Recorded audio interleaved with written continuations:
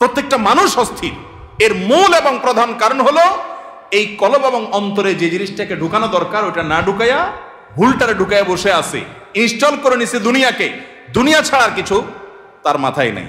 একজন যুবক তিনি কোনো মেয়ের সাথে অবৈধ সম্পর্কে জড়িয়েছেন, হারাম সম্পর্কে জড়িয়েছেন, সেটা একটা বিষয়, কিন্তু সেই মেয়ে তার সাথে ধরুন মানে কথা রাখে নাই, সে আরেকজনের সাথে ভেগে গেছে বা অন্য কোথাও তার বিয়ে হয়েছে।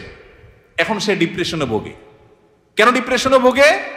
যে ওই পছন্দের মানুষটাকে সে পায় নাই। আলটিমেটলি এটা দুনিয়া, ঠিক না বে ঠিক?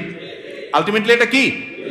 তার অন্তরে যদি আল্লাহকে স্থান দিত, আল্লাহকে যদি সবচেয়ে বেশি ভালোবাসতো, আল্লাযীনা আমানু আশাদ্দু হুব্বাল, তার অন্তরে যদি আল্লাহর সাথে মহব্বত সবচেয়ে বেশি থাকতো, আল্লাহর সন্তুষ্টিটাকে সবকিছুর উপর যদি প্রায়োরিটি দিত, তাহলে এরকম কেউ তার জীবন থেকে চলে গেছে, কেউ আসছে, কোনো দোস্ত নারাজ হয়ে গেছে, কিছু টাকা লস হয়ে গেছে, একটা